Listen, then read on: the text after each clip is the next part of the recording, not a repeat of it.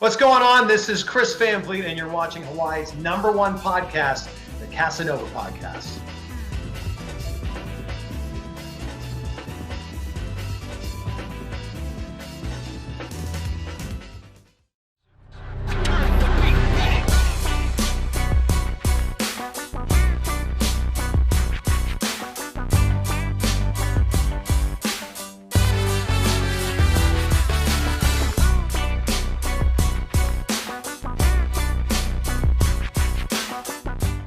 Welcome, everyone, to another episode of Hawaii's #1 podcast, the Kasanova Podcast. I'm your host, Mekel Kasanova, and I got the honor and privilege of having the one, the only, the magnificent Vivi of Not Perfect, Just Broke, which I think is a damn lie. You ain't broke. What you talking about? Come on. I have no money. I'm broke. Stop playing with me. I don't want the IRS to come after me. I'm broke, okay? They'll be like, hey, IRS. Me not have that, okay? Me not have nothing.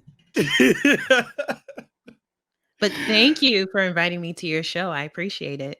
I know. We've actually been trying to get this going. How long now? I think since before the quarantine, probably January. When did the quarantine start? It's been so The quarantine long. for New York started at March 12th, 2020. Yeah, it's been deep, right? Oh, we just got another lockdown that's taking into effect Thursday. It's ridiculous. Yeah. But yeah. We can dive into that. Exactly.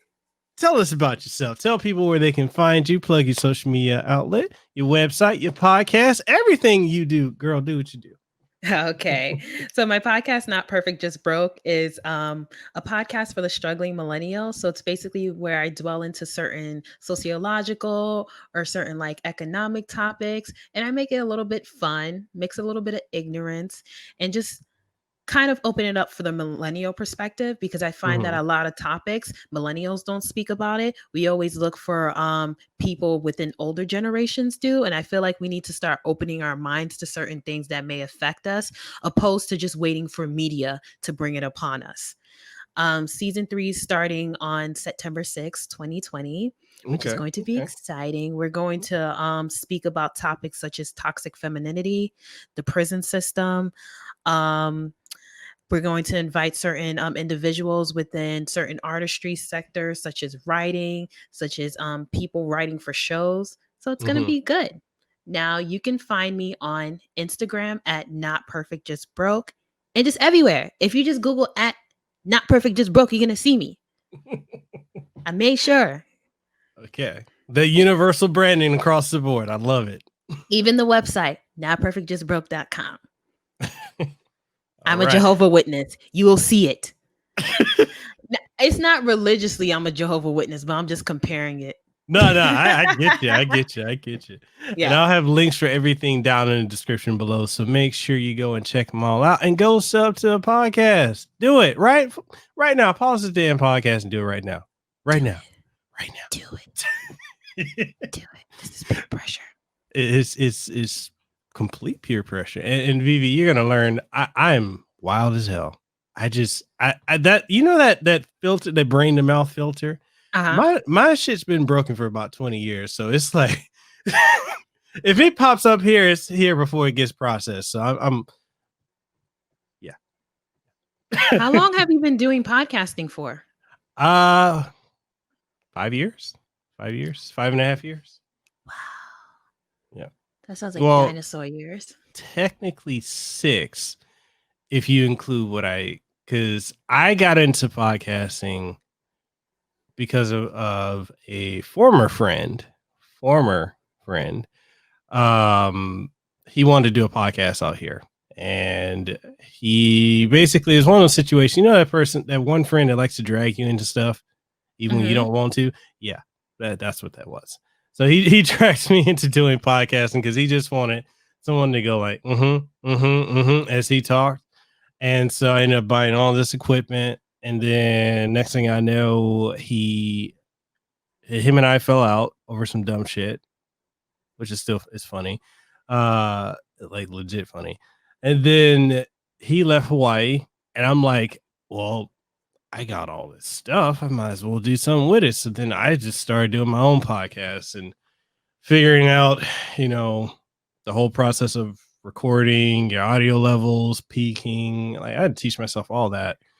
And I looked at what was out here in Hawaii, and there's a bunch of other podcasts, but they're so centered in Hawaii that nobody else outside of Hawaii would get it. Like it's so just centrally located. So I was like, I don't want to limit myself to just being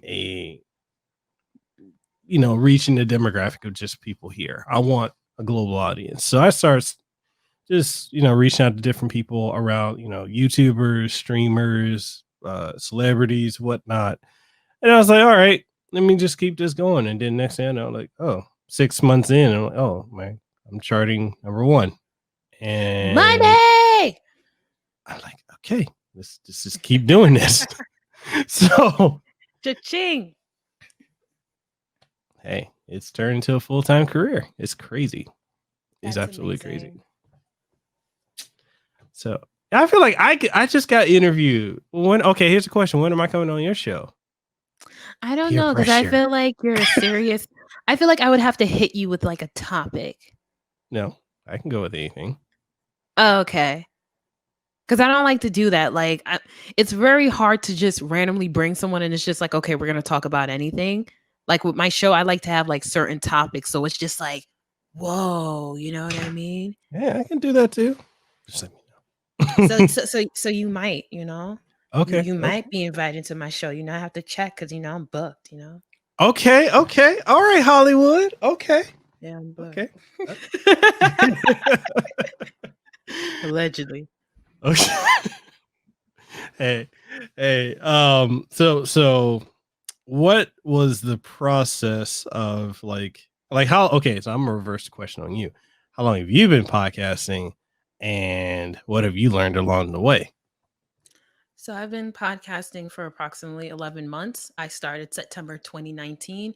And what I've learned pertaining to podcasting is that if you're not, I'm dead ass. What?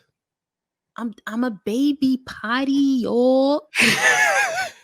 You got season 3 already. Come on. You know what it is, man. I'm working hard. Yeah. But what was the last question? It was pertaining to a process, correct? Yeah, like what have you learned along the way as a podcast? Like what are the things that I guess from when you started and then what you stopped doing? Well, shit, just the whole shebang. No, I definitely understand. So the process that I learned when it pertained to podcasting is that learning that if I'm not willing to listen to myself, how can I expect people to listen to me? Mm-hmm. This is very important because I would listen to certain podcasts and I would hear like smoke detectors, babies crying, phones smacking and stuff like that. So I was really hell bent, because I think that this is a general notion with people that they don't want to hear themselves. You know how you used to listen to your voicemail, you used to be like, that was me, delete it, mom. It was me calling you, please delete it. That's how I feel pertaining to podcasting, but I've definitely learned for me to listen to myself. I can say that I'm my number one critique. Am I saying it right there? Critic. There you go. Critic, yeah. Yeah, so it's very refreshing. And I also learned the art of marketing. I feel like you don't really have to force advertisements. You just have to subliminally invite people into it. Mm-hmm. So I think that that's fun with the wordplay and just having different types of people in different sectors just be like, oh, I watch capitalism on this. And I'm like, you a Crip. You listen to capitalism? This is awesome. It's like, yeah, man, I listen to it. I'm just like, oh my God, this is so excited. Yeah. Okay. And how's the feedback been so far with your show? Like from the audience and everything? The feedback has been amazing. I'm actually shocked. It actually threw me off because I actually thought someone was going to call me and be like, listen, if you don't remove your stuff, something bad gonna happen. We gonna slash your Corolla tires or something because we don't like it. But instead, I've gotten like amazing feedback, even from other podcasters, where they assume that I'm like a little bit more advanced than I am, because they're just like, oh, you're dealing with topics that I would never assume a 27-year-old would want to talk about. So it's great. 27. Yes, I am 27. Okay. I hope that means that I look like I'm 27 and it's not something where it's like, damn, I thought you were 36. Please don't do me like that. I will peel my whole face off, yo. Do not. No. I was assuming we're like 21, 20. I don't know. Like I always, I don't know. I'm old. Okay. So it doesn't matter. But you look young for your age, though. No, I don't. Yeah, you do. I'm 30. Well, I'm about to be 30. Hell, I don't know. I'm 30 something. I'm old. You saw how he tried to hide his age? Hey. Shh. Anyways, let's talk about that. So what was what made you come up with the idea of doing seasons? Because I liked that idea, and honestly, as podcasting, people don't understand. I'm gonna get back to the question. I'm gonna layer it. So people don't understand what all goes into podcasting. A lot of people think podcasting is like, it's so easy, just hit record and that's it. Like, no, the behind the scenes part, the post processing, the editing, the intro, the outro, making sure your levels is good, everything that goes, plus the marketing side of it. Right. And then you got to deal with the RSS feeds, making sure they're like, you're on Google Podcast. Setting up Google Podcasts is a pain in the ass. Yo, they just changed it from the Google Podcast portal to the Google Manager. And I literally just told them, I was like, okay, so switch it, put it there. I've been waiting 5 business days and they're talking about we downloading it. So I guess I have to curse out Google. Yeah. Next week, because I'm just like, wait, why is the Google like making it seem as if it's like a fraternity sorority situation? It's ridiculous. Everything else is just like take your RSS feed, boom, there you go. That's right. It. Google. Yeah, I don't. Yeah. But anyway, the whole process that you have of doing seasons is, in my opinion, is very, very brilliant, because for me, for like 4 years, I was just going straight every single week. And I literally took off 2 months. I actually just came back to podcasting last week because I was burnt the hell out. It's people don't get it. They really don't. But what made you come up with the idea of seasons? Well, the idea came to me pertaining to seasons is that I actually looked at a lot of podcasts and I looked at mine and I was like, okay, what do I want my content to be? And one of the things is I wanted it to have substance. I didn't want it to be something where whenever I came to the microphone, I was pulling things out my butt in which didn't make sense, but I felt like there needed to be an obligation to post it. I didn't like it. And I didn't like the running of episode 1477 going. It was like, no, the way my podcast is, I like it to be organized. I like the fact that some of my listeners are able to say that, okay, I'm looking for this. And I can say that, okay, you're looking for dating apps. Okay, that was season 1, episode 2, capitalism, this and this and that. That's the format that I like to run to, because I'm trying to go from the demographic of people that may have not heard certain things or are looking for certain topics. And I find that one of the things that can probably confuse people is when they see so many episodes and people not getting to the point. Yeah. So that's why I'm like very like technical with my content, because I hate when I try to look for podcasts and you're telling me that you're going to talk about Skittles and within 30 minutes you still haven't spoken about Skittles. And now I can't find this episode. So it was like too much confusion. I don't like confusion when it pertains to my content. No, I feel you on that. That's I might have to steal that from you and do it myself. But yours is probably gonna be like season 57, so I don't care. Well, shit. Damn, it might be 57. I don't know, maybe 60. Shit, Yeah. it might be 70. Oh yeah, you can swear on this part. I don't have a filter on my guests or myself, Okay. so you can say you I can. had to make sure if it No. wasn't gentrified or not. I was like, oh no, I'm not gonna take your sponsorships away. Let me be cute. No. You can say whatever you want to say. We don't filter people over here. And if people, I'm gonna tell you, hey sponsors, you knew what you were getting into when you signed me. So this is what you get. So I like that. I like that privilege he has.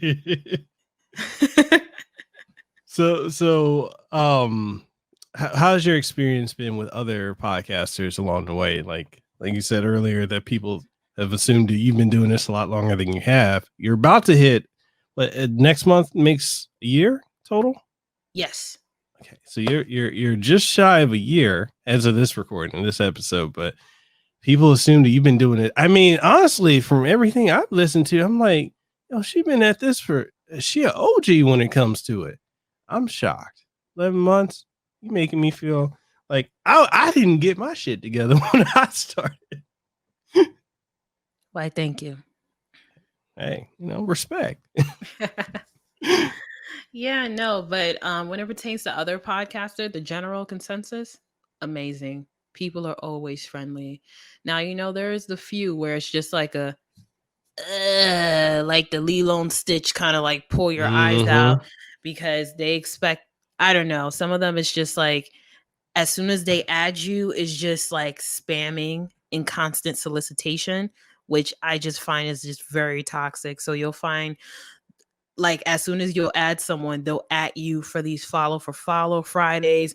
They'll just continuously follow you. And the thing is, once they tag you, no matter what you do, all the people saying thank you, now now you wake up with like 50, 60 notifications and then you turn it off and they tag you. So it's just like this ongoing thing.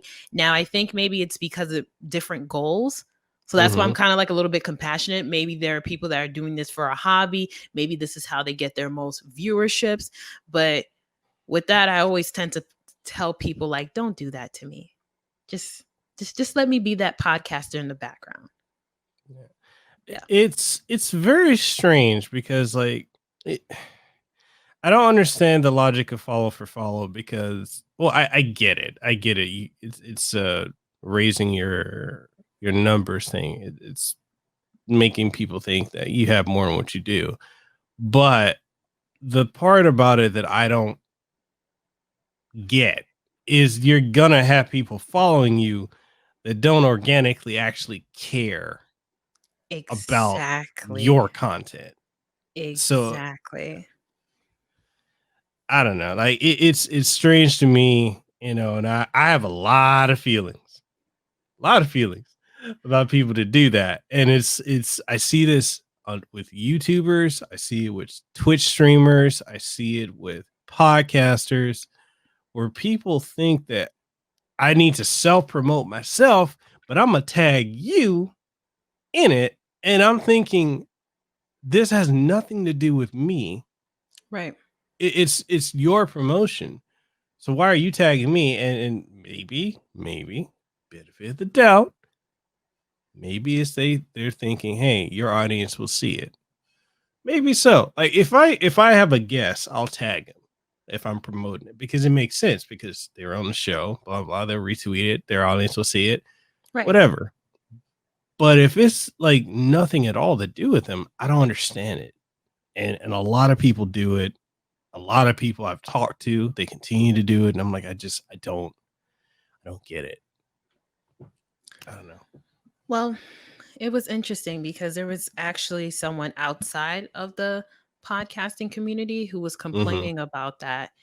And I told her it's similar to this idea. It's like a bakery trying to advertise another bakery. You shouldn't be doing I that. like that. Yeah. It doesn't make sense. Of course, bakers can be allies, but for a bakery to advertise another bakery, no, you would never see Walmart advertise Target, even though they're always next to each other in a mall. So I don't understand this concept of you asking me to repost your stuff when I'm another fellow podcaster. And the majority of times, it's never something in which my listeners would be ever interested in your topic. Mm-hmm. So I'm like, now you make me feel like I'm indebted to your content, which I don't like, because the thing is, if you're advertising, like, for example, pertaining to like relationships and sex, I'm not going to sit over here and be like, everybody listen to my podcast. I'm watching it. I'll click my like, and then even if I'm not watching it, I silently support. But there are people where it's like, as soon as they see you, or sometimes they see your growth, it's like they want to be part of it. So it's like that leeching type of thing that I'm not a fan of, because it makes you feel as if you can't talk about certain things, such as like sponsorships or opportunities, because you feel like that person is going to come out of nowhere. I was about to say something like, I forgot, like a piranha. Yeah. Just latch onto it. And it's like, it has nothing to do with you. Just like it or say congratulations. Do not put your link there. Yeah, I'm not sure if you've had to deal with this too, where I've had a situation with other podcasters where I'll interview someone or I'll reach out, like more often than not, I privately reach out to people, but some folks, if I can't, like if their DMs aren't open or if they don't have like a business email, I'll just, I'll tweet at them. And I've had situations where like people I've interviewed or I've reached out to interview, and not even a day or so later, other podcasters, I'm not going to name name, I'm not trying to stir drama, but as an example, and I can't afford a defamation suit. Thank you. As an example, I've had situations where I reached out to interview people, and next thing I know, this other person is going after the same people, and it doesn't even match with what they're doing. It's just, there's like, it goes back to what you're saying, like the upward trend, and they're just latching on. And it's like, I'm seeing it. Like I saw, many people, even with like the layout I have here for the podcast, I've seen a lot of people copy that, and the format, questions, and it's crazy. Like in the years I've been doing this, and I keep seeing it over and over and over, and I'm like, one person who I even kind of, I directly spoke, not kind of, I directly spoke to them about that. And they're like, oh, it's love, bro. It's just, it's flattery. I'm like, it's flattering that you're copying me to the T, to, from my guests, to my questions, to my layout, format, and everything. I'm like, that's not flattery. And it's crazy because this person had been doing podcasting longer than me, like 10 years. So I'm wondering if it's a situation where that person kind of got bored, stuck, burnt out, directionless. But it happens, and it's just strange. It's one of the strangest things. That and people throwing you in podcast groups where it's like, I'll leave you a rating if you leave a rating on mine. Ooh, I hate that. I hate that. Ooh, I hate that. And that's so disingenuous to me. Yep. I'd rather have one comment from a listener than other podcasters to do it. Yeah. I think that's just so weird. It comes a point where it reminds me of like just being like a child. And it's like, instead of like someone telling you the truth, they just tell you what you want to hear so you don't cry. So it makes you feel as if you can't critique that person in an honest way. And I don't like that. I'm that type of person. Like, if you want to listen to my content, listen to it. But I'm not going to tell you to listen to it and then to comment on it, knowing damn well that you're not going to say anything bad. You're just going to say like, oh, okay, it's fine. It's good. Like, I feel like someone's holding like a metaphorical gun. Is just like, all right, do it. And like, I don't know. I feel like that's not friendships. That's not connections. That's nothing. Yeah. And that's very weird for me. Like, the thing is, I don't want to see you and see an assignment. Yeah. I'm very big on that. That's why I'm kind of like, when it pertains to liking podcasts and stuff like that, because there are people where once they see you like something, all of a sudden they're in your DMs. And I'm just like, okay, bro, just because I liked your podcast does not mean that I want to listen. I listened to someone's podcast because I was just like, oh, okay, let me listen to it. Fine. The person was like, did you listen to all the seasons though? And I was like, Wait, no. And he was real like, you need talk? to. A podcaster did that. And I just remember just having that moment of, I should have not told you that I listen. So I'm big on that philosophy, because before I used to be that person where I would listen to new podcasts for fun, and then I'll just tell the person like feedback or just say like, good job and stuff. But I realized that there are people where once they see that you give them a little bit, they want all of it. So therefore, I just don't say anything. Like, even if it interests me, it's just like, okay. We've had many talks about this. Yes. We've had many. So you know how I feel about a lot of that. I've been added to, and I'm, again, nothing inflammatory, but I've been added to a lot of groups where it's like follow for follow, rate and review folks' podcasts. And it's like, you got to start saying this. You better start retweeting this. And I'm over here like, I'm not even into what your stuff. Exactly. And then some of the content, man, it just be like 46 followers, 2 episodes. You don't even see the person's face, no information. And it's like they don't even have their bio on Spotify. And it's just like, so you want me to retweet a person that hasn't even tweeted themselves? So I'm literally bringing people to nothing? Nah. I definitely was like invited to a group, and as soon as I saw it, this was me. I put my hand right here to make sure I didn't type anything, so they didn't see I was present. And I put it on mute, and I was like, okay, that's what I'm gonna do. I'm gonna act like I never saw it. Because, man, as soon as they added me, it was like 50 people, and they were like, okay, guys, so we're gonna retweet all our content and all these new things. And when I'm telling you, the flow was scary, because I was just like, do you understand that as content creators, we also have to understand that there are listeners, prospects that are looking into our page? So I'm very big on that, because the thing is, whenever you go to a podcaster or just in general a creator's page, you should see their content. So how does it look when someone comes into my content and they don't see nothing but other people's content? They feel like it's spam. And the reason why I know this is because I'm a listener myself. There's been times where I've looked at certain podcasters or certain creators. I'm just like, oh, what you about? And I'm just like, you're reposting an OnlyFans naked picture that you liked. And I'm just like trying to scroll down, trying to find out what their podcast is about. And the only thing that I know is their name. So then I don't feel compelled. So the thing is, there's that side of marketing where you're always advertising yourself. So I feel like instead of people doing this retweet for retweet, in which will only attract other podcasters to do it, they should focus on advertising to the listeners. Yeah. And I have to ask you a real personal question. Do you have a degree in marketing? Because you sound like you sound like a marketing major. My first degree was in business management. My second degree was in communications. Oh, so we got the same degrees. Yeah. So I'm over here like, you know what? You say, because most podcasters don't talk like that. They don't understand that. And it's like, it literally, and I see this all the time with like actors, celebrities, voice actors, whatever. Like you see them. I'm going to your page because I want to see your work, and you just retweeting and all this other stuff, and I'm like, bye.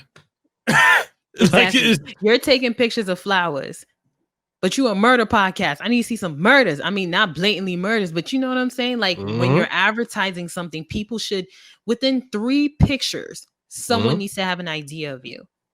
Yeah. But people don't understand that. And I think, I hate to say it, it's not for everyone to understand, because podcasting, content creators, it's a competitive environment. So the thing is, do you actually want them all to understand? Because if they all understood, then none of this would be an issue. Do you have instances where I'm trying to carefully word this. I'm trying to carefully tread. Okay. Do you have instances where podcasters, not all, but some, will only reach out to you when they want something or they see that you're doing something? Oh hell yeah, yeah. Okay. Okay.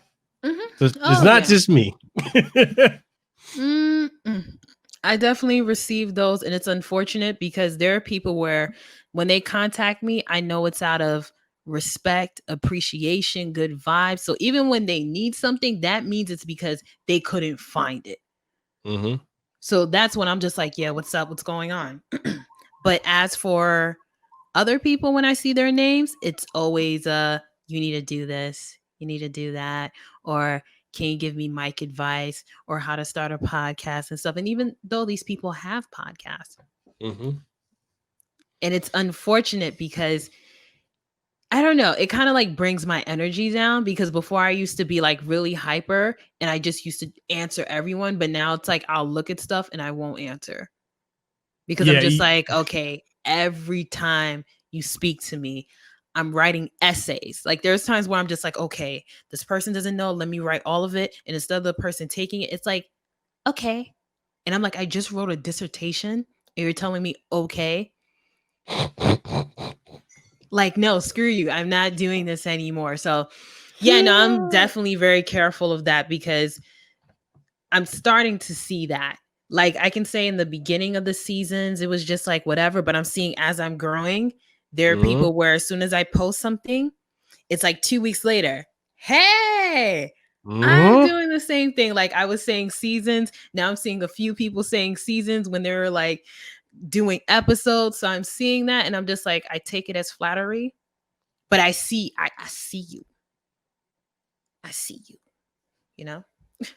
See, you're better at it than I am. I see like okay, that brain and mouth filter. Maybe I do have some installed in because some folks, I'll get a message and I'm like scrolling. Yeah, I'm not replying. Yep. Not replying. Like I just won't because it's dangerous if you do, especially if you're hot blooded or hot headed, which I'm both. Uh, I can say some things that would upset some folks. And I'm like, look, I already been canceled twice this year. I don't need to be canceled again. I got canceled. Yo, this is crazy. This is so crazy. I got canceled by a voice actor for giving him a compliment on his work on the game that I reviewed. But he got mad at me because I went on somebody else's show beginning of the year and I was like, yeah, because okay, this is a long story. But I interviewed the guy from Dragon Ball Z that voiced Broly from the movies and from the movie that dropped last year. So I interviewed him. Apparently, that was a huge no because I had voice actors coming out the woodwork threatening me. I got doxxed. And so when I went on, and this is last year, and then they tried to cancel me last year. Voice actors and celebrities. Well, what'd you say though? On what? On the show or on the interview? Both. Like, what was wrong with what you said? So on this, when I interviewed that voice actor, that okay, so he got accused of basically it was a he got a Me Too thing. But there's no evidence that corroborated anything.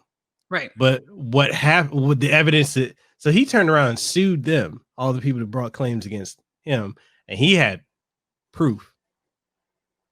And he won his lawsuit. So I interviewed him just because we were at the same convention. I didn't talk about none of that. Right. He does music and he loves Star Trek, and that was it. It was a 20 or so 25-minute interview. That's all we talked about. But because I said something, because I even was in the same vicinity as him, no, they canceled me. So when I went on the show beginning of this year and some folks wanted to talk about that, this guy wanted to talk about it. I didn't give any specifics. I said, certain folks in this industry threatened me. Other folks warned me. Didn't name drop nobody. But because I spoke about it publicly, folks outed themselves. Like they outed themselves. And then I got canceled, or they attempted to cancel me. So like I don't really deal with voice actors anymore, but I got canceled in January, and then again 2 months, which is why I took the 2-month break. Because I got doxxed again. This one voice actor, the one that I paid the compliment to, I thought we were friends, had no issues with him. He went on to publicly smear me to the point where I probably can't interview any more voice actors. And he made up a lot of shit until here's another thing about me. I keep receipts. Yes. So he canceled me, yes. And then I counter canceled him by having screenshots of our conversation. So it's like, boom. There it is. And it fucked him over. So it's like it's a crazy voice act. The voice acting industry is crazy. Being canceled. I remember you made a tweet about this cancellation bad. I feel like it serves its purpose in some instances, but I feel like there's times when folks get just caught in crossfire, and like I got caught. I'm caught up in that, and I had my name is Bennett. And I ain't nowhere up in it. And I'm caught up in it. Right. So it was crazy. It was really crazy. And the dude was trying to cost me my sponsors. With sponsors, I thank y'all for seeking it out with me. Just because I interviewed that one voice actor that I guess they decided they were gonna cancel him and be outraged, but because he won and I associated with him, my thing is, my job is I'm an interviewer, so it's like I got no stake in none of it. But yeah, so Jeez, that was a lot. oh, Now, when it pertains to the cancel culture, I'm actually going to have an episode about it because I actually don't think the cancel culture exists.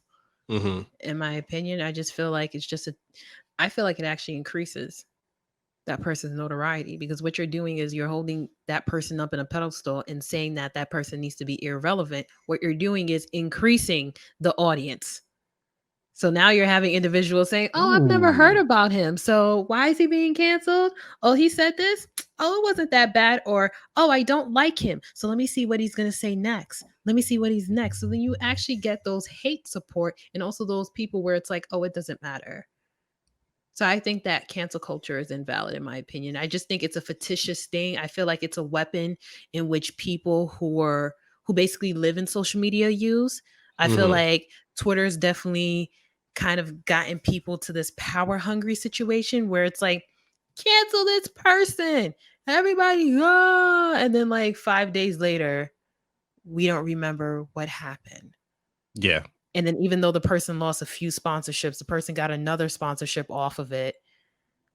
And it's like you don't even remember what happened. Yeah, because I got one because of it. Yeah. No, okay, so now that you mention it like that, that makes a lot of sense because I did get a lot of people that, yeah, they were with, oh, rah, cancel him. And then when they saw what was going on, they were like, wait, he didn't actually do anything to you. Right. You know? So that makes sense. I never looked at it that way. I thank you for that. That's a really good perspective. But no, it's absolutely true. Because as soon as you began saying that you were canceled, I was like, what did you do to get canceled? And then you explained it to me. And I was like, that was no reason to be canceled. It just sounded like a lot of people who were probably in heat that just wanted some anger. And then they were wrong. And then the person, instead of them trying to back you up, they just wanted to join that group. So it seems as if, like, yeah, I don't have anything to deal with him, but kind of forgive me too, since we're part of the same community, Mm-hmm. and then go after you. Because Yeah. it's easier to go against someone who's not part of the community than people in the community.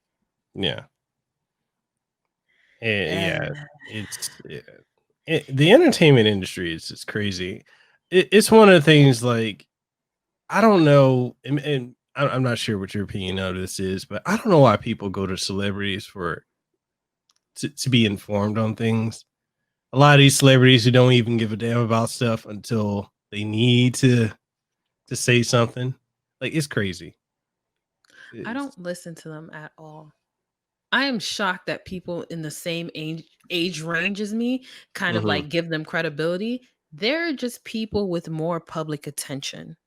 Yeah. These people are very misinformed. A lot of times when they say things, it's based off of it being trendy or something that's going to benefit their product. Mm-hmm. So therefore, for me to listen to them is a disservice to my mentality. Because due to the fact that I'm willing to know certain things, when I hear them speak, I'm just like, the fuck you talking about? And it's just like, I know you wearing Gucci, but the fuck you talking about as you wearing Gucci? And then it's like when I say stuff, say stuff like that, people are like, "Oh my god, you're such a hater, Vivi. You're not bad like her." And I'm like, "I guess not." So I just go about my way.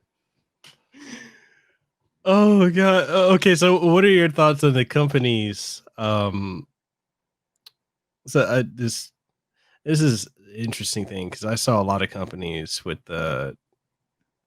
let's say, like, the whole George Floyd situation. So, which was a travesty that happened. But you saw all those companies that did the same thing, the black background with the font, like, all saying, like, they all read from the same fucking book. Mm-hmm. And then you had the companies coming out saying, we want to uplift black voices. And, like, for a whole week, they were all talking about that. Then when that week ended, okay, we back to business as usual. It was crazy. It was crazy seeing that. Now I'm thinking about it from two sides. Okay. Now, as a black person, I'm just kind of like, oh, they didn't continue it. They didn't keep that energy. As a marketer, I realized that there's a certain timeline for everything. Mm-hmm. You can't push the same thing all the time. There's an expiration date, even at times of tragedy.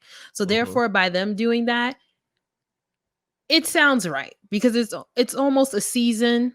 Unfortunately, I wish it was like that with police brutality, but unfortunately, it's not. Once this Jacob Blake situation Yeah. rises up, you may see it again. Mm-hmm. But when it pertains to companies and specifically in America, I just think that there's some work inequality and there's lack of diversity in corporations. So Mm-hmm. I feel like if companies really want to show some strength, they should also probably go directly to the cops as well.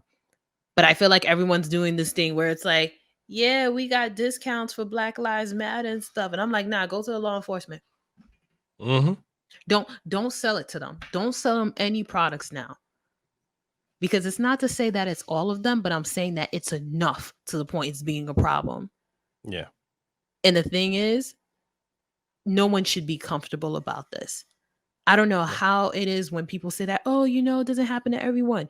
Bro, when something happens to Middle Eastern people, it creeps me out. When they get discriminated against, when people want to rip hijabs, when they want to attack people, when people of Asian descent in New York City are getting beaten because people are teasing them pertaining to the COVID-19, that Mm-hmm. affects me. So I'm like, how the hell that doesn't affect you when a black person gets shot, even though they didn't do anything to the cops? You got me fucked up. So yeah, no, when it pertains to marketing, I don't really care about that general stuff. I'm like hard hitters like Ben and Jerry's. Oh, they do good things. They give individuals who are incarcerated opportunities to work with benefits. And they specifically go towards people who are disadvantaged individuals. So like companies like that, I'm like, hell yeah. And they also were protesting and they Mm-hmm. donated money. Mm-hmm. But the thing is, I feel like you can't really fix it unless you go directly to them. I hate to say it, but I feel like some reciprocity has to start with certain people because they're too comfortable doing that. You would think that these type of individuals with all these things happening would just kind of be like, okay, we'll get the taser, we'll get the baton, we'll put our whole body. I forgot what they call that. It's not the shoulder thing, but it's basically when they put their whole body on top of you. Mm-hmm. You got 4 cops. How can you not control one person? And I use this comparison with my mom. She's a nurse. I've seen her handle people bigger than her than cops. So we got another thing in common. Exactly. So My I'm like, I mom's don't a nurse understand too. that. Right.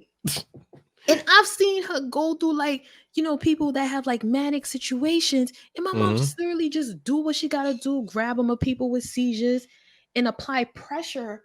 Mm-hmm. And it's good. So I'm like, how are you telling me 4 people can't control one person? Oh, I hate to say it. He was going into that car. I'm be honest with you, shoot them tires off. And if he ain't gonna stop, then fine. But there's no reason for you to pull that gun on that man. That makes no sense, especially when he's turning around in 4 cops. My thing is like, why are they so trigger happy? They're trigger happy because they have power.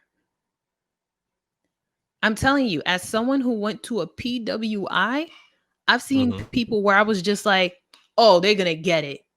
And they didn't get it. And I'm like, the person's cursing at the cops. And these are the cops. Man, come on. You're doing too much. A black person? Who? As the black person is talking to them, this is them. They're ready for it. And hence the person's trying to explain something in which they were justified. They have their hands on it. And I'm just like, with all the weapons you guys have, why do you keep going to this? I have this. Even if something happens to me, this is not going to be the first thing I'm going to use because this is the most severe thing. I'm going to use a pepper spray. I may scream and stuff. This is my last resort. So I don't understand what cops, why the most critical thing on them is the first thing. At least you can have that out there. We can't even have that here in Hawaii. Don't snitch. Don't snitch. Allegedly. Allegedly.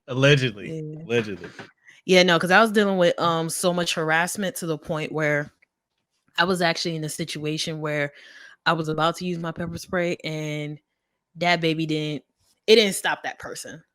And then especially when you're dealing with people who are drunk or are using drugs, pepper spray to just switch it. And then this one, as soon as you click allegedly I'm in New York, you go to the bottom, it's this loud, like almost like this crazy whistle that'll make your head hurt. And then the last is that one. Yeah. So due to the fact, as soon as I pull this out and someone hears that sound, it's just like, whoa, whoa, whoa, whoa, and stuff. Yeah. But it's gotten to that point, unfortunately, as a woman, where it's like, instead of me saying no to a guy, it's like, no, stop playing, grab my arm and stuff. And it's just like, okay, now I got to stun you. But that's not my first thing. It's my last thing. Okay, well, why? I can't even answer this, but why do fellas feel comfortable even doing that? I think it's people who lack affection, lack discipline. I find that in certain families, they don't teach their sons discipline. It's kind of like, just don't bring anyone pregnant in the house and work. Just those 2 simple things, opposed to men being taught, like, listen, when a woman says that she's not into you, that should turn you off. Or at least I would hope. But there are people where it's like, it's some weird psychology, or they think that by me saying no means yes because they've dealt with past individuals like that. So I'm like, ugh. And I can say that's why I've been like leaning towards not really being so responsive on my DMs, because I realized that when I was really responsive, I used to get more harassment where it was like, okay, I won't marry you. And it's just like, no, I want you to marry me. And I'm just like, okay, I thought you were playing, but this is like some weird stuff. So now I got to block you. It's unfortunate, but that's why I have my stunny. It's got a nickname, Stunny. Yeah, it's my stunning. Okay. No, because I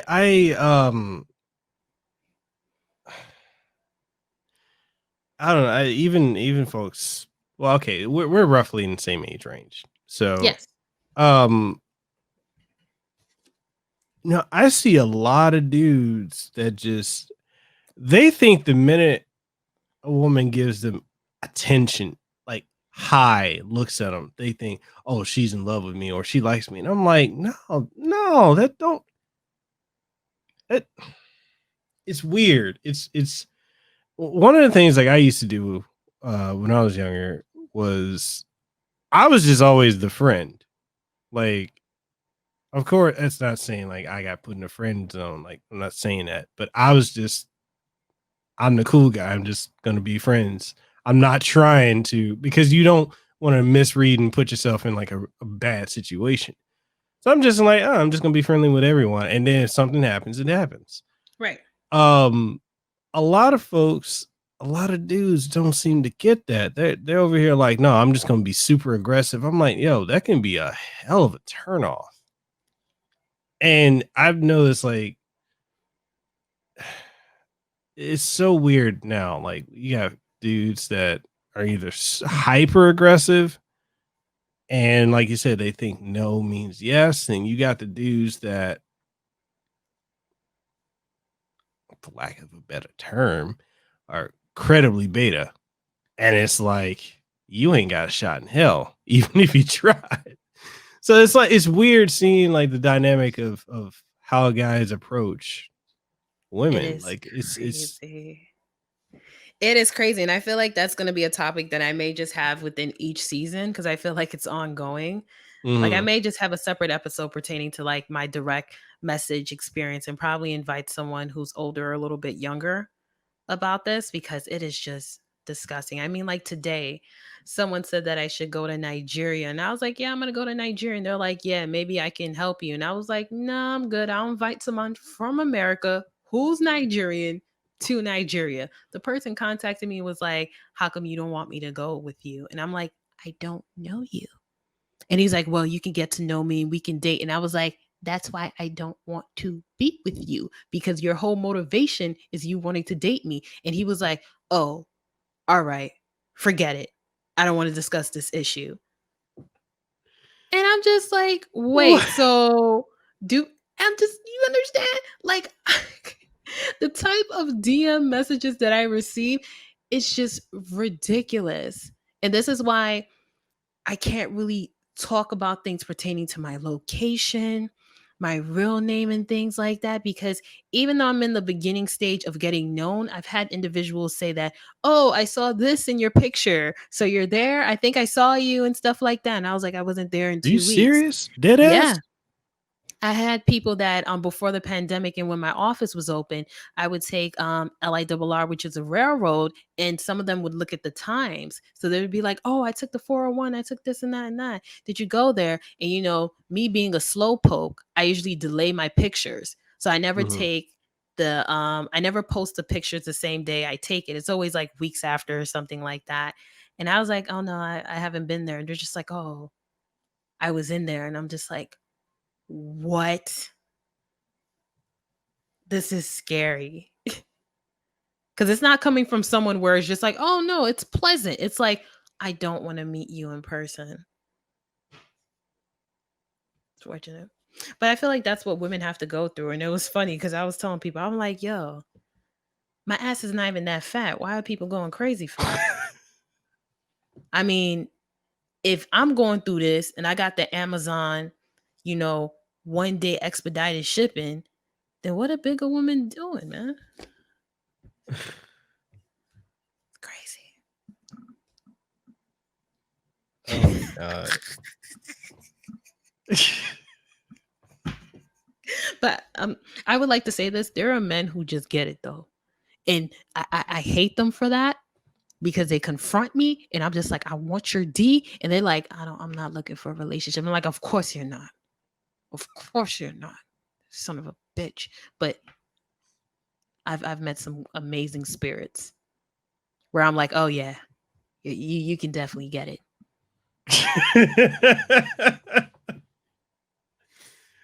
Oh shit. I'm over here like, can I just shut up and just let you talk? Can you take over the show?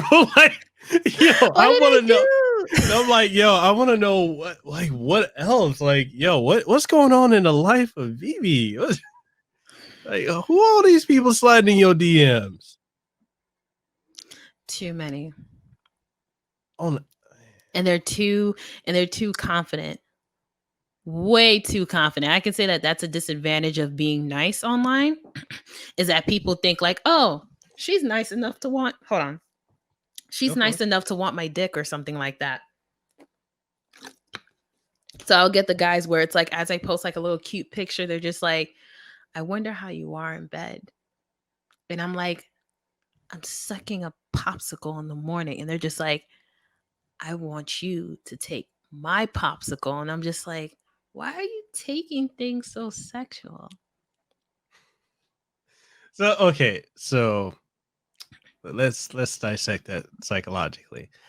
Are we sure they're confident, or they're just trying to project confidence to feed their insecurity and narcissism?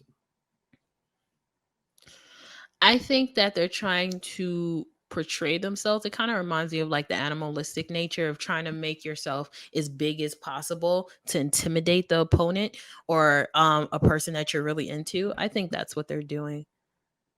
Because I've, in the beginning stage, would give numbers or FaceTime people within like, a Google number to contact them. And then they're very different.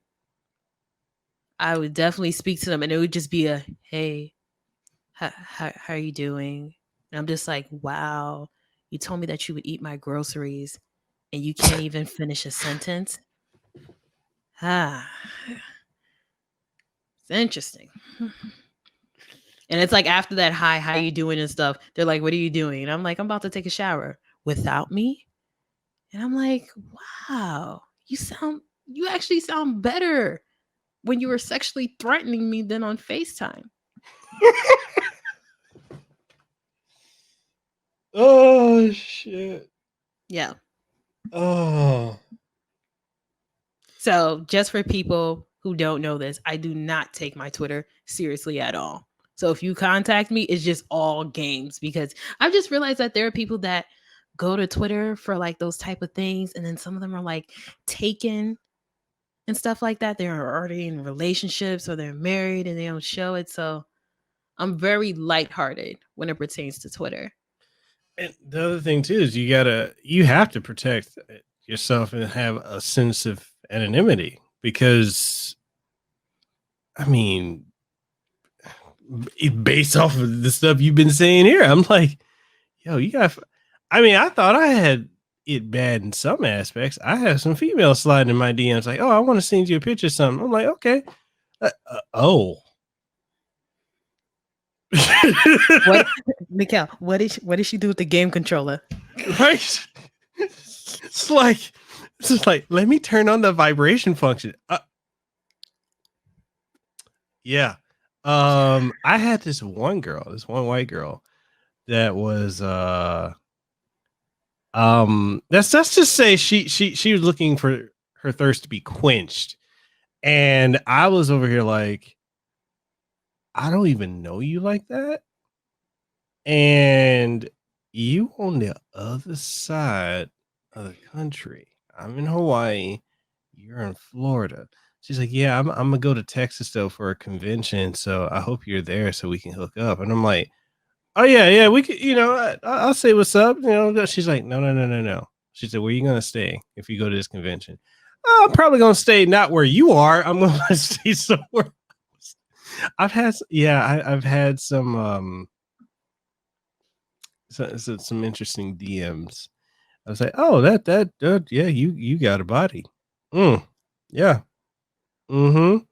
But if you throwing it out that quickly, and I think it's the same for, maybe women think the same way for when it comes to guys, but I feel like if you're showing me everything, there's nothing left to the imagination. Right. If it's the first time, Like the first few times you're showing me, yeah. But it's like if we start speaking for like months and stuff, yeah, nah. You can not you, but just in general, if I'm speaking to someone, I just don't want to be me too, yo. I'm just trying to be careful. Like I don't want people to take that one section where I'm like, yeah, you too. And they just be like, you see that? Yeah. See that day, Vivi said something. And then you could be like, I'm very vulnerable to this and just fuck my whole shit up. They're going to take my $10 and go. Yo, you hilarious as fuck. Thank you. I love it. No, but it's so crazy. Like the whole Me Too thing has, I feel like it kind of swings both ways in a way. Cause like you see it, there's some fucked up folks that needed to get called out. And then you got it to where folks are like, yo, I didn't like the dick I got. I didn't like this, and this. And then boom, boom, boom. Oh yeah, me too. It's I'm over here like that's why like to me I'm like yeah I'm just to myself. There are some valid stories in the Me Too movement. Yeah. But what I've realized is that when it pertains to the Me Too movement with white people, there's a do it again. It's kind of like a refresh button for them. Because even though they're guilty, it's just like guilty, but new movie on Lifetime. When it pertains to black people, on the other hand, once they're Me Too, it's all over for them. Mm-hmm. So when that pertains to the Me Too movement, I'm a little bit meh on it because the thing is, if you're sitting here telling me that something happened to this woman like 40, 50 years ago, and there's no evidence, there's no picture, no documentation, you're just believing her words, and everyone keeps on talking about 50, 60 years, you got to put a question mark and just say that, why are all these people coming within the same time? Then this is when you think about the secret agenda. And this is when I become a person that believes in like conspiracy, because I'm just like, come on. I would understand if there was like 1, 2, 3 people, but you're telling me that all these people come within a certain time in the 70s and the 80s have no evidence. And they're saying the same exact story and everyone's crying and stuff. And I'm just like, nah. Y'all came on the right schedule. And then you have the other person that accused you, say that you do something again. And it's just like, when it pertains to black people, man, specifically black successful men, I can say that's the part where I'm scared of. Because if you don't go the way where the media heads want you to go, oh, they're going to destroy you. Literally all them fun times and the parties that you had, oh, they're going to make sure that those same women go against you. So I do believe the Me Too movement, but I do believe that there are women and men who use it as an instrument. Just the same thing when it pertains to rape. There are people who are valid, but there are people who will use it to destroy a person because they didn't get their way. And we saw that with the Brian Banks situation.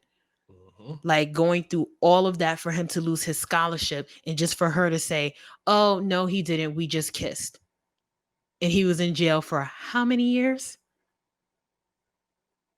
And he had to start his life. I mean, fortunately, he was able to go to the NFL and do things, but just imagine the trauma of having someone say something that they have something against you and you are saying no, but everyone's saying like, yeah. And then she's just saying like, and she got money off of it. Hundreds and thousands of money. And then, yeah, no jail, no nothing. Yeah, so I definitely do think about two sides of it. No. There needs to be repercussions for that. I absolutely agree. And it's a shame that there isn't. And I don't understand why there isn't. I haven't. I don't know either. I just think they probably make a lot of more money with men. I don't know. I just feel like that's a section where it's common sense. And it's unfortunate, but whenever I speak to someone when it pertains to politics or government issues or justice issues, I'm like, it makes too much sense for it to happen. Yeah. That's how the justice system is. If it makes too much sense, just as that Casey Anthony situation that I was reading upon, and I'm just like, damn, they had everything that said that she did it, but she was not guilty. And it is what it is. But then you have people such as that woman who shot a warning shot intentionally on her ceiling because she was going through a domestic violence issue, be sentenced to 20 years in jail. So yeah, I don't know when it pertains to the justice system, and if women who do that, women or men, will ever get what they get. But I believe in karma, though. Oh, karma's real. Karma's very real. Hell yeah. Yeah, that's Dang, we ended real deep and dark. Ooh. Oh, You gonna keep this? I'm gonna keep it. We went It's on good order shit. SVU. I don't like that. All right, let's switch up then. We'll go with another area. Okay. Yeah. So you're allegedly I'm just gonna say you're allegedly on the East Coast. You could be on the West Coast. Oh man, I was about to bring my bat. I was like, who snitched? Allegedly what? Okay. So allegedly you're on the East Coast. How has the pandemic in the sense of affected not only you for work, but like podcasting and everything else and just life in general? Because it's I didn't think this was gonna go this long or get this bad. It feels like, I mean, like in the beginning stage, it felt like, okay, whatever. But towards the middle of it, I was just like, oh no, this is a nightmare. This is something that you see on probably Rick and Morty or one of those animated shows where it's like a lock-in where people don't know, or those sci-fi shows. Now it's kind of like okay, milk this. Okay. You don't have a manager right behind you. You don't have to time your lunch breaks and stuff. You can literally just wake up, turn around, and clock in. I'm definitely valuing this. Now, as for my office has still been closed since February. They have not been opening it. Now, due to the fact of, the New York State government being so organized, I'm temporarily assigned to another division helping them out. So there's that. So there's that 2 paychecks. So I'm kind of like, I really had to look at things from the outside looking in. And I was like, okay, I hate what's going on, but look at this benefit. This may be the most money that you're making. So suck it up, get those 2 checks. And you know what? While you're at it, start writing for the podcast, start advertising, getting on TikTok, like really just hit them notes. So it does not feel like you took this for granted. Because I feel like there are a lot of people taking this for granted. Like, man, I've lost weight. I work out every morning. Like, I've been eating healthy because I have no excuse to order from the food truck or whatever from work. It's like, let's get it. I'm thinking about housing, researching housing, increase my credit score.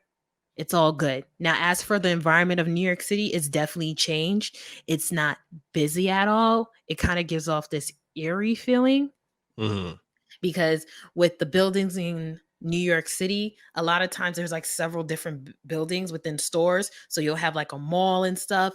Majority of those areas are closed. So it's just like this staleness and stuff. But I'm actually happy about it. And I'm actually looking forward to winter because I feel like due to the fact that it opened, I think probably July, they basically opened everything in New York City. People have been getting a little bit wild and antsy. And with the unemployment situation, I think the winter is due for New York City because everybody needs to get their ass back in. With that second situation, we don't know how bad that's going to be. And we just need to chill. What do you okay, as far as to touch on the unemployment, because in my opinion, I feel like a lot of people are going to be fucked once that's gone. And I think at this point, a lot of people are running out of their unemployment. And, I've had folks tell me like, oh, Mekel, how are you doing with your stuff? I'm like, yeah, as far as metrics, I ain't selling as much merch. I ain't got as many people subbed on Twitch or YouTube as I had before. So it's a little tight. They're like, oh, just go get a job. I'm like, I'm keep doing what I'm doing right now, because most jobs you can't even keep it. And I'm doing a roundabout way to get into the unemployment thing. But like we're about to have this shutdown, this 2-week shutdown, which is starting Thursday. So people who just got jobs, who just got back to work, that we just came out of a shutdown. Now we're going right back into it. And people who have unemployment, I know a lot of folks that have just gotten their unemployment. Plus the 600 that was thrown on, and then The PUA. Yeah. And then they're supposed to do like another 400 or something. A lot of them folks are about to hit the end of it. And my thoughts on them is, what's next? Because once that's up, that's up. I mean, I know there's like a 13-week emergency, but then even that, what's next? And it's scary to think a lot of people are not realizing that this is the time to grind. Right. And this is also the time to save. I don't understand when I'm not hearing people to save. I try to give those hints to individuals on the phone where I'm just like, listen, you at home, just save a little bit. Check that federal and state withholding. Okay. So you can get taxed now and not get taxed later. Because I've had probably can't speak about this pertaining to the the contract, but I'll just speak in general terms that there are people that think about the money as like the lottery. Mm-hmm. So instead of them saying like, okay, I'm getting this, let me see if I can, take a little bit and stuff. Oh, they're buying new televisions, they're buying new outfits, they're showing it on social media and stuff. And it concerns me because I'm just like, you don't understand that the reason why they're giving you a lot is because people never think about later. Mm-hmm. So here you are, you're getting all that money, but then you forget about federal and state taxes. And those type of things, baby, when it pertains to New York State, oh, they're going to get you. It's to the point where I don't even look at my checks anymore. Because you get the Medicare, you get the Social Security, you get the Fed, you get the state. Oh, you're so over it by the time you look at it. Now, with the PUA, I feel like with the PUA, people should definitely save. Just see if you can save, or see if you can just invest in a suit and tie and just do what you have to do, because it is frightening when I see some of these finances and seeing how much people are making more than me, and then just hearing that they have zero. And I'm just like, I'm on my tippy toes and I'm technically in 2 jobs. And I'm just kind of like, okay, girl, let's just save this. You don't need 7-Up. We're gonna do Mountain Dew. I know it hurts, but let's do Mountain Dew. Because shit may change.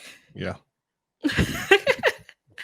Listen, I'm going on this 2-day thing where it's like I'm not having meat. Listen, just in case, I'm just practicing. Because I got Omaha money, man, but that Omaha is breaking my bank. Because I can't go to the groceries anymore because I'm working. Mm-hmm. So I just hope that everyone's looking at it. And if you file for unemployment, just advise people, just always think about saving money, even if it's $20 to $50. Just save it. Yeah. And then make sure it's in an interest accrued savings, because even though the APY is low, I found that out yesterday and I almost had a heart attack. Like from 2.8 to 0.05. I was like, God damn. Go in interest accrued. Because don't even think about the money now. Think about the money later. Okay. Yeah. Okay. And make sure you milk all those government programs, workforce development initiatives, apprenticeships, union workers. Definitely. I feel like people should kind of be beaten on the doors with government programs, because don't think about the bars and stuff like that. Think about unions and constructions, things where as soon as we open up, they're going to need people like this immediately. Mm-hmm. Yeah. Yep. But it's hard because there's emotions towards this. You know, you can't really tell someone how to act while they're in a situation of distress. Because I thought I was going to be fine. Like the first 2 months, oh, I was just like, yo, whatever, whatever. By the time it was May, I was holding on. Like I was just like, who am I? Mm-hmm. It was like certain things I was doing because everything started to become repetitive. Where it's like, even when I tried to do something different, it was the same. And I was just like, I feel like I'm a Barbie doll in a house in which, as I'm doing stuff, it's like, I have nothing but to do this. So it was like, oh no, the cabin fever was real. So I can't blame anyone. Yeah. Word.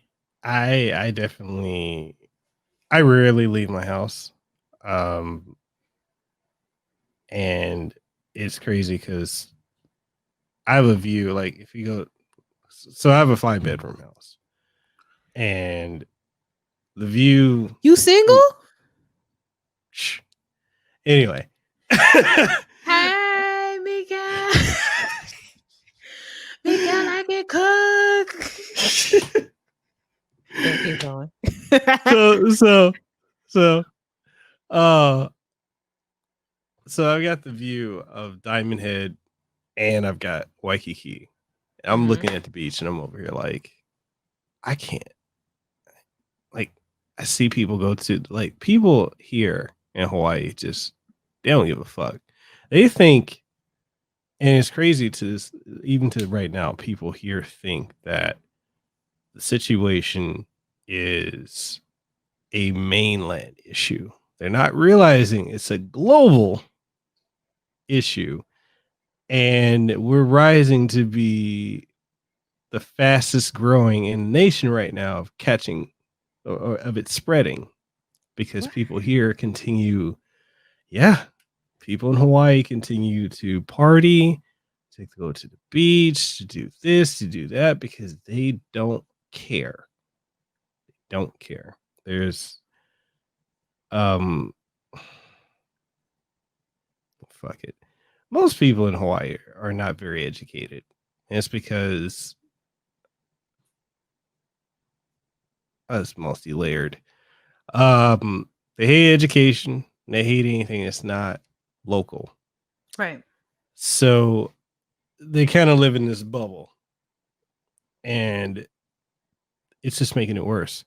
So my neighbors below, like, well, not below, behind my house and to the left of my house, every night partying, every night, and I'm over here like they've got like 17, 18 people just throwing house parties, and it's like I was listening to a conversation because they had a party yesterday, and one of the people was like, "Yeah, I just flew in, and where did they fly in from? They flew in from Cali." They're like, "Yeah, I just came from LA. And I'm glad to be here. I can party, I can be at the beach, I can do this." And one person was like, "Oh, you doing the mandatory 14 thing?" And they're like, "No, I don't have to do that." That's why it's getting worse here. Stuff like that. And yeah, like for me, I just don't leave the house. So, and if I do leave, it's to get groceries. Even then, I'm over here like, don't come near me, don't touch me. Exactly. You stay over here.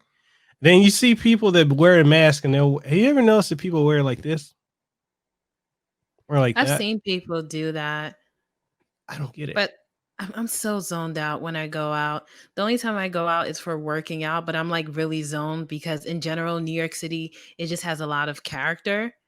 So with this, I know people's character probably increased. So I'm definitely that type of person where it's like I have my music blasting and I'm just So it's like you Yeah. can try to speak to me and it's like, bro, whatever.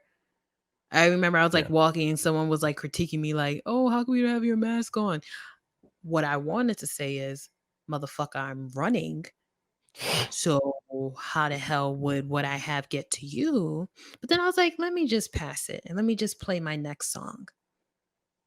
Because the thing is, yeah, I wear a mask, but the reality is when you're working out, bro, and that hot It air does. and stuff, Mm-mm. it don't work. So my rule is as I work out, I'll literally put myself in the corner. I'll do my workout. I'll run. Once I'm done, I put it on. But the thing is, I'm not gonna sit over here, sweat, breathe, and all that stuff. Nah, Mm-hmm. my breath don't stink. But it's that all that heat and stuff. It's like I Yeah. get dizzy. That's what it's just like it's like I'm heating up like a microwave. But yeah, I just feel like it's just such a tense moment for everyone.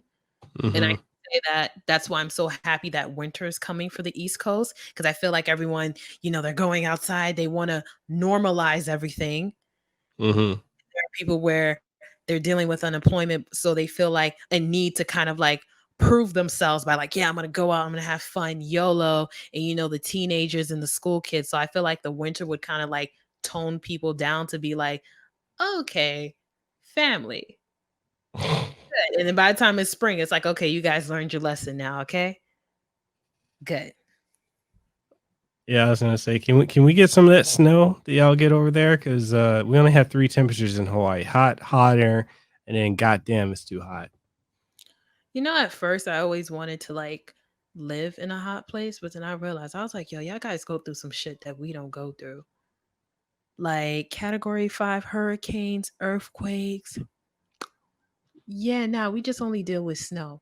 The worst we would probably get is like some black ice. And with some black ice, if you just have like a Corolla like me, you just skate. Just make sure you hold on to the wheel and just skate to the left, and you'll be fine. But y'all, house is breaking in half.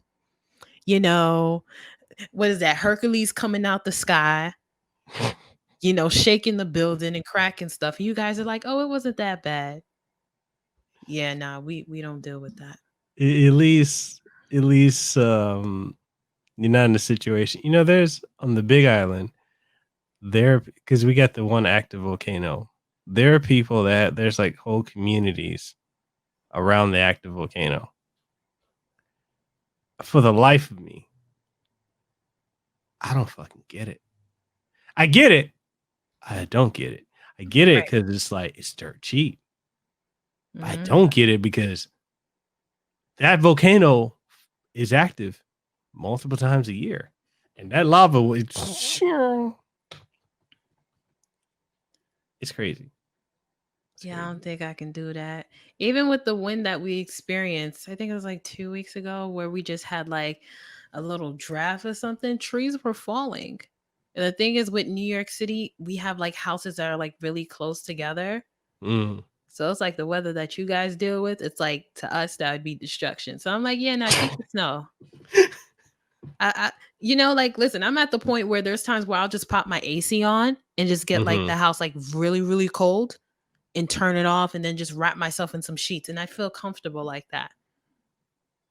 Okay. Yeah, and y'all guys got like mosquitoes and shit. I'm good with that. Yeah, we got mosquitoes. We got big ass well, yeah, we got centipedes, huge centipedes here. But like where I'm from, like I'm originally from Western Samoa, so we got centipedes like You're Samoan? many things: Samoan, Hawaiian, Tongan, Black, Dominican, and Cherokee, I believe. Yeah. Use the ancestry DNA thingy.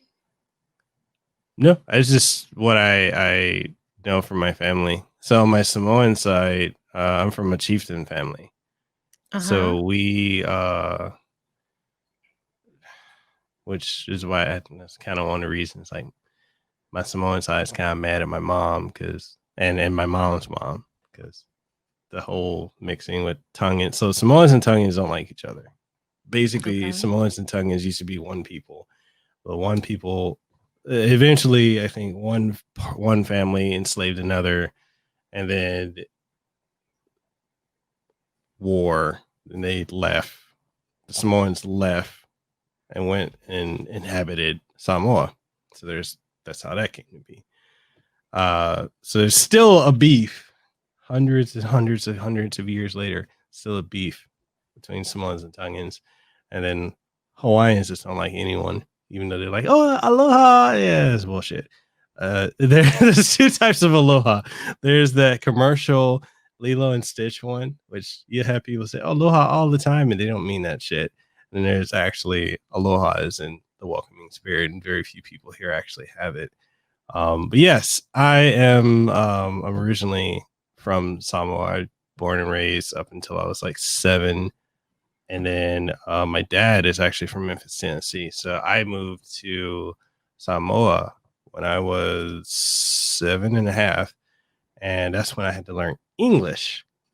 And that was interesting. It's very interesting. This is so fascinating. I would have never known.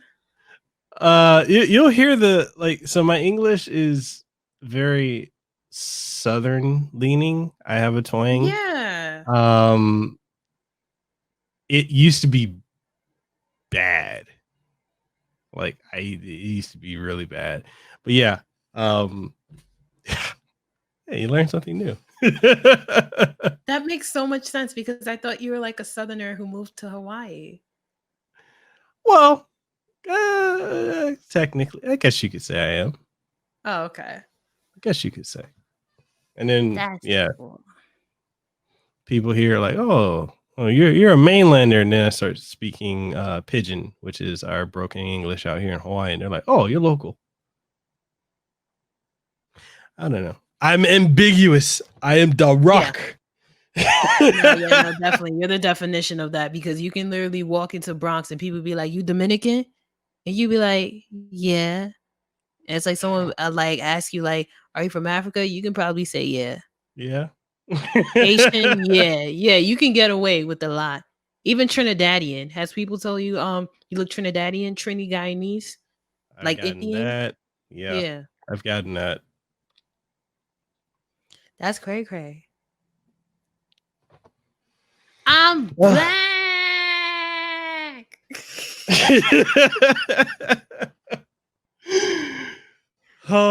So I guess one of my last questions, because I don't know if you got anything. I'm over here. Yo, the sun was up. Now the sun's going down. I'm looking at the window behind me. I know. It's like, what is it? 7:39 there. It's 1:39 here. Mm-hmm. So yeah, so she's allegedly on the East Coast. So you got the new mic. I see it. It's a new hotness. So how much or what have you looked into, like when you started investing into your podcast, like equipment wise? What were you looking to get, like a certain quality? I hope that question makes sense. Yes, I'm translating from Samoan to English thinking, so yeah, hopefully that sounded right. Mm-hmm. So when it pertains to equipment that I wanted to purchase for my podcast, I was looking for quality ones, and I was making sure that it was coming from companies in which it was not third party. Mm-hmm. I find that with like third party, you have to do the extra cost, and if something happens, then there's an issue. So I definitely was researching quality, history, personality. I didn't know how important a microphone has to deal with your personality. I thought I was able to purchase a nice mic and just like be like fine, but then that's when I learned the difference between dynamic, cardioid, all this stuff. And then people were asking me about my room. They're like, how's my room set up? And I was like, oh shit. I was like testing with another mic and the sound was coming from another way. So these are things that I was focused on. And due to the fact that the quarantine closed, I was very mindful of me making sure that I have an indoor studio in my room, because I find that the studios, that you go and rent, they scam us. Oh yeah. You're paying a lot for things that you can do yourself just by the simple button of pressing and messing with the gain and taking the time. The only thing that you're really paying for is just the room and the screen. So once I realized that that was the benefit of the quarantine, I was like, okay, how can I make sure that I'm not putting myself in a situation where I'm investing into something that's going to be my debt? Because I'm saving more money by doing this. I would probably have to pay $100 per hour and then plus transportation, plus food to go to Brooklyn to do this. And then I would also have to pay extra for editing. Yeah. But she's Volta. Look how nasty she is. What? She's nasty. Is it? Baby's head. Is it USB or XLR? No, it's XLR. Ooh. I've hit my ride. No more USB. Yeah. Okay. So, do you feel like once you've gone to XLR, you can't go back to USB? Like the sound is so different. The sound is different. When I'm telling you how different it is, as I'm speaking, I'm always shocked when I hear my voice. The one with the fine one, if someone started clapping their hands outside, I would hear that person clap their hands outside and not hear myself. Damn. The audio is so weird and so inconsistent. It felt like I was like in the gym and it was just catching sounds. It was like something where it did priority sounds. So for example, if I'm talking and someone slams the door, it would catch the door slamming, but not my voice. With this one, it concentrates everything. So even though there can be background sounds, it doesn't come into the audio. And it's crisp, which I like. And it's not too harsh. Yeah, I don't know if you have any sound going on in the background. I don't hear anything but you. Oh yeah, man. There's been some it's a zoo going on. People gossiping, people eating, people reading Bible Psalms, all of that. So I was definitely mindful about that and purchasing a computer because I'm just like, listen, my mom may just break out in prayer at any time.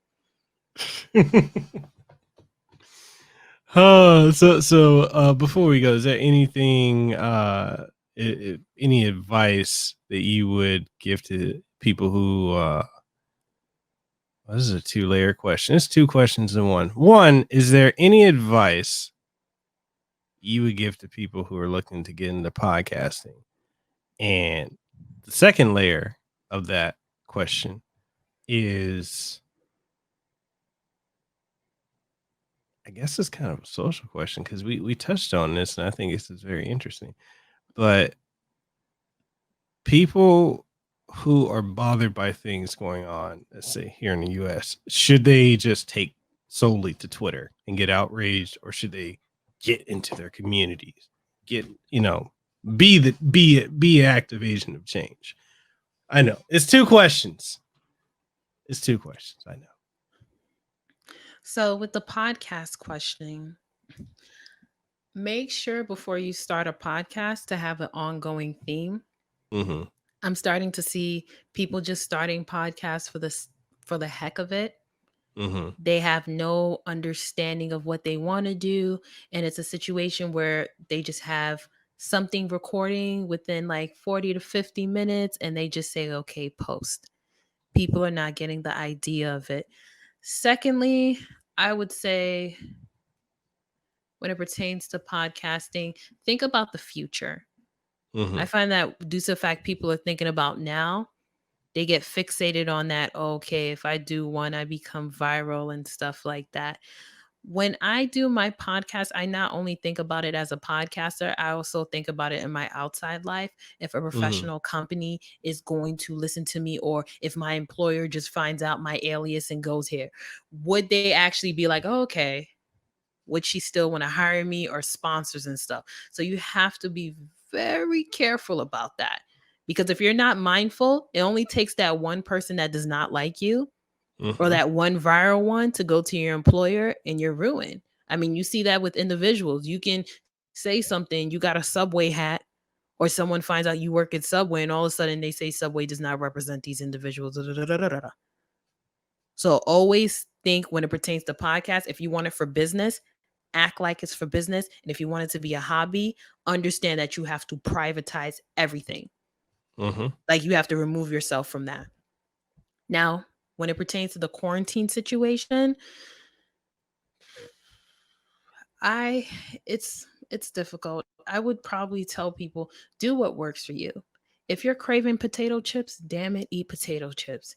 If you want to lose weight, lose weight. If you want to, call your ex and do what you got to do what you got to do.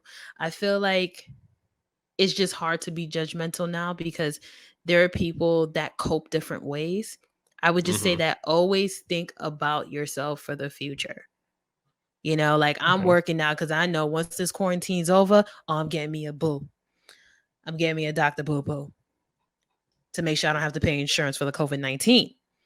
So, these are things I'm mindful of. And also therapy.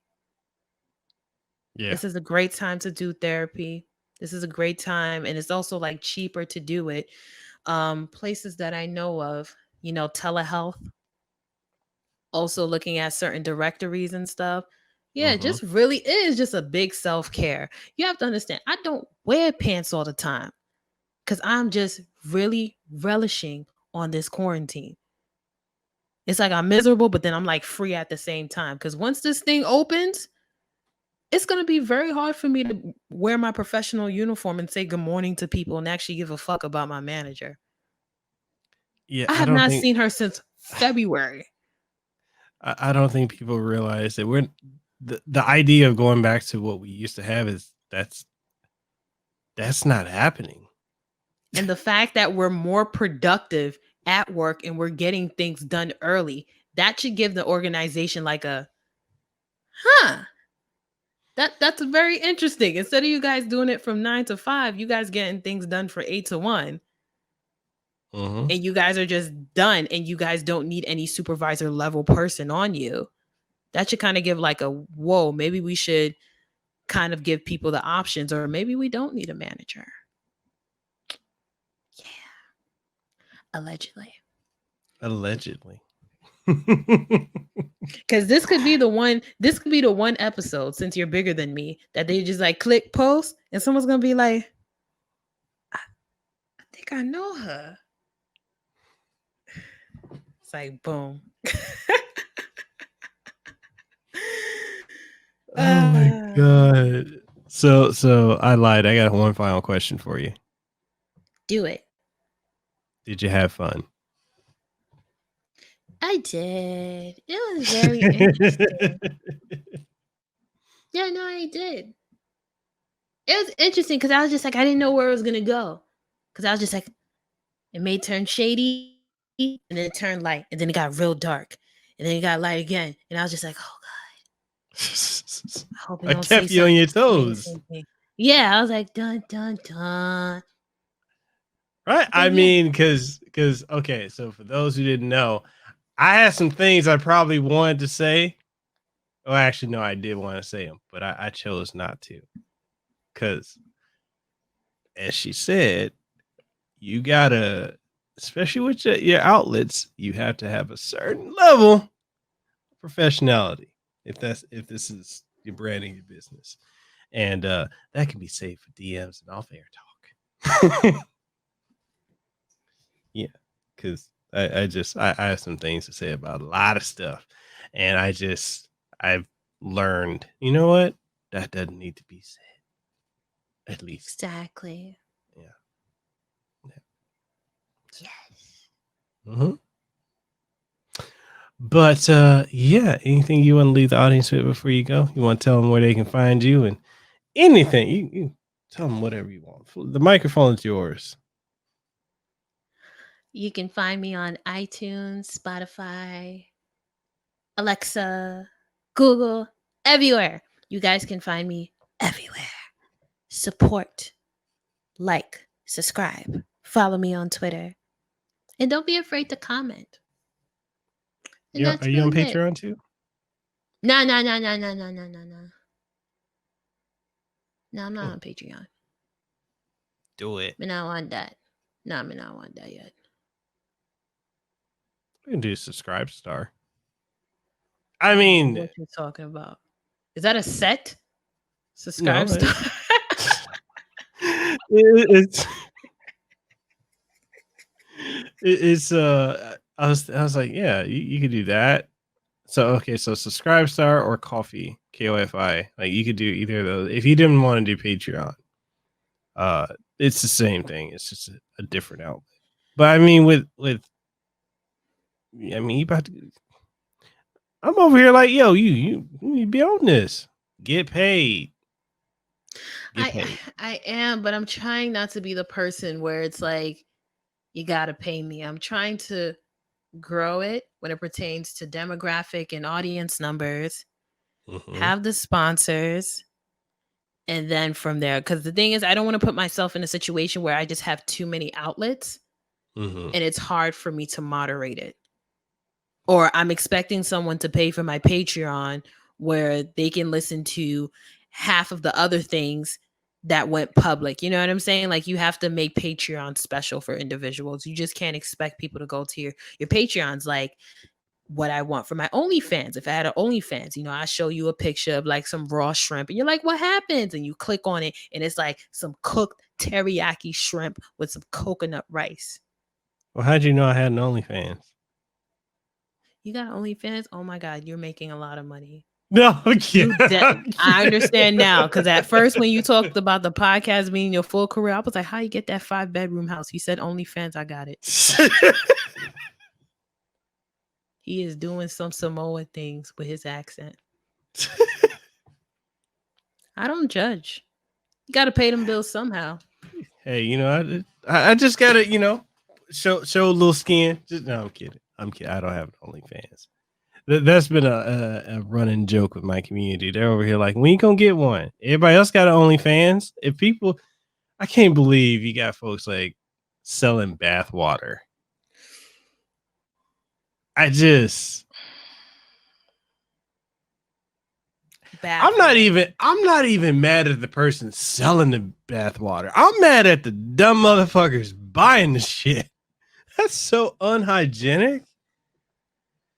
Oh my God. I just can't even fathom it. But people, shout outs to people OnlyFans, because this was the perfect time for you to go to OnlyFans and represent you. You guys are getting money, but like I said, save that goddamn money. Because once things start opening up, people not gonna care about OnlyFans like how it used to be. But yeah, so I'll leave links to everything people y'all can find. Not perfect, just broke, which is a damn lie. She ain't broke. That's a lie. You can find it on all major outlets. Links will be in the description. You saw that the light come off, so I am broke. You saw Con Edison shut my shit down in mid-show.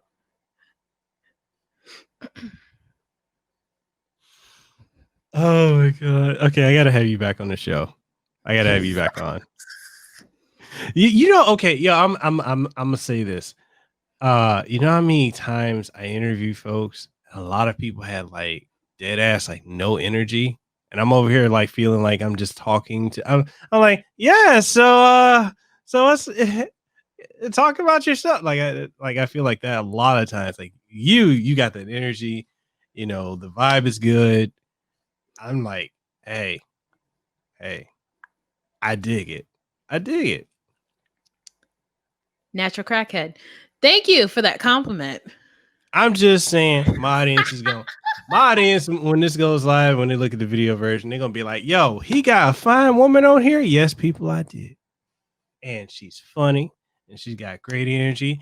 And you need to stop the goddamn podcast right now and go sub to hers and go listen to it right now. That's prime. Thank you.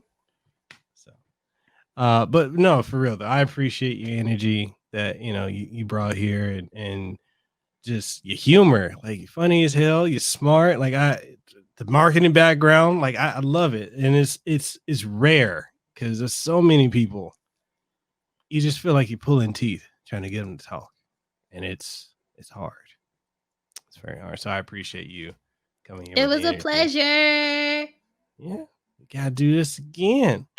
And with that being said, people, you can catch this episode of the podcast on all major podcast outlets. Let me read it. It's up here. Apple Podcasts, Google Podcasts, Spotify, Stitcher, TuneIn Radio, iHeartRadio, Pandora, and you got you can support us on Patreon. Hey, I'm gonna tell you this. You do Patreon, and this is for you. If you do a bunch of episodes, people can get them early. That's a benefit you can give to them, especially if they love your stuff. They can get access, because I do one episode a week. So people, and I record in batches. So if people want to get access to stuff that's coming out in 2 weeks, 3 weeks, whatever, there you go. That's the benefit.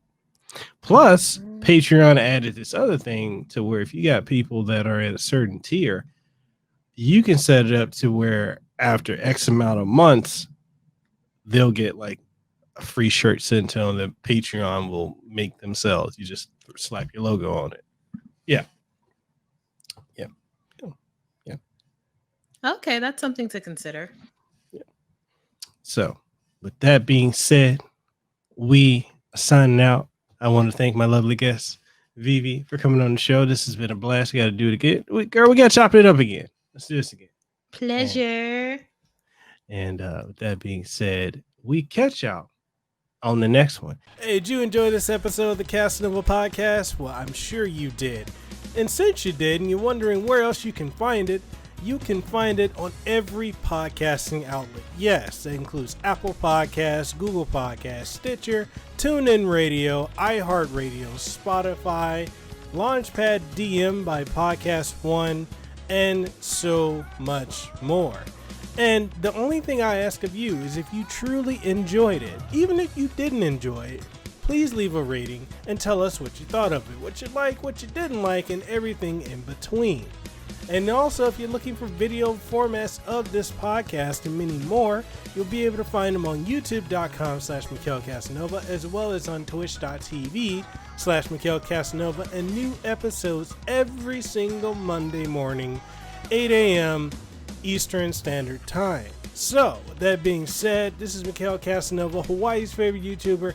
I am signing out. You guys have a great one.